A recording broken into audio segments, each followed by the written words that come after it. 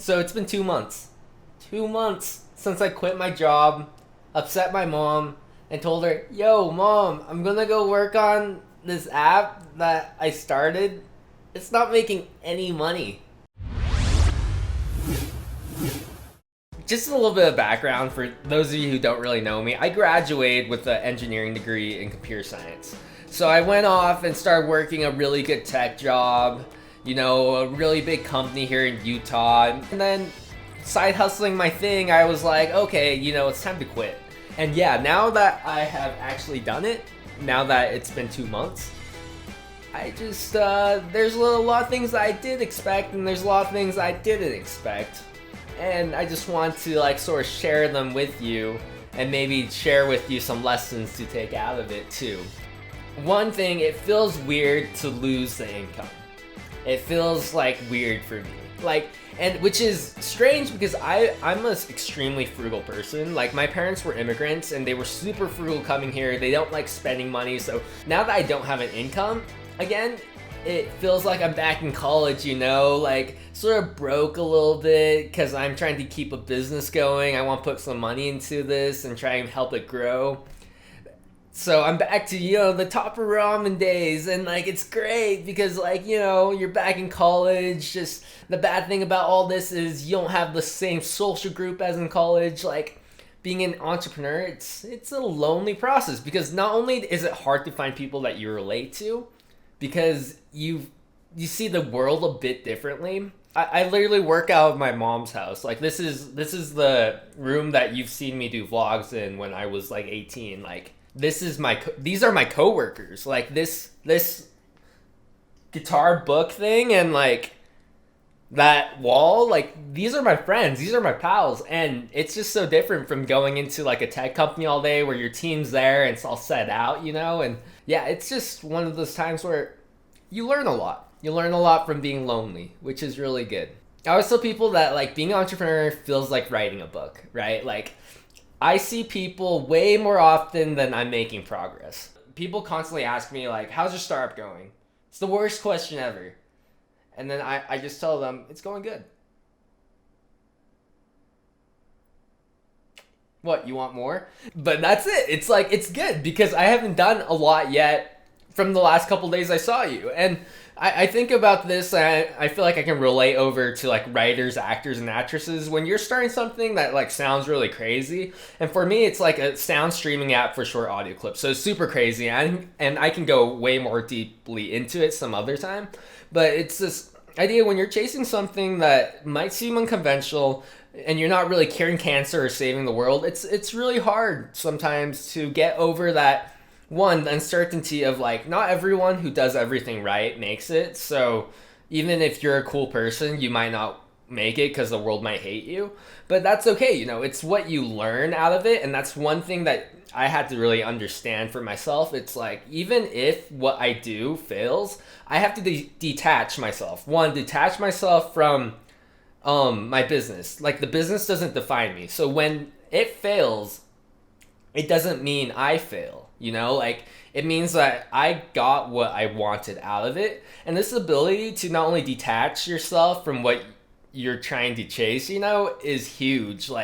Your lows and your highs are going to be so high and so low while you're building this business. And if you can't really detach yourself from that, every time your business fails or something bad happens, you're going to feel really bad. And just because you feel really good one day because you're super successful, everything's hitting right, you're making loads of money, and you're just dancing in your room, counting all your wads of cash, when that disappears, you're gonna be sad again. And that's just the fact of life. It's not what you're doing that defines you, it's really who you become. I didn't realize also that making money would be so hard. You always talk to people and you see all these poster childs of Mark Zuckerberg made millions of dollars making this social media app, and it just seems there's so many overnight successes. And I've been working on this for 3 years. I was side hustling it for 2 before I jumped into it full time. I started it in college, right? And it's this idea that man, if you're trying to build something big and lasting that people will actually find valuable and use, it takes a lot of patience, time, and work. Like, these overnight successes don't happen overnight. I really had to manage like my feelings when like I put all this work towards something and nothing would come out of it, like, and this happens in a lot of like areas of your life. I think it's just something you have to manage, is that you don't always get what you want, but when you do, realize that you have to be thankful for it, because that gratitude is going to take you really far in getting the next thing and also getting the next thing. How I've had to keep myself feeling motivated, because some days like I would really get down, like my mom has no idea what I'm doing. She still thinks it's like so crazy that I am working on some like sound thing, like the sound app, instead of like making like a good amount of money working a good software engineering job. But the things that have kept me motivated was, one, like this idea that I knew what I wanted to get out of this when I quit my other job. Like, I was making like a good amount of money, but I also noticed that I wasn't like spending a lot. Like, I was always a frugal person. I think my habits from my mom taught me that. But it was this idea that the more money I made at that point wasn't going to make me happier. Like, maybe I could have gotten a good car, I could have like moved out to a super nice place, but I don't think those things would have been lasting.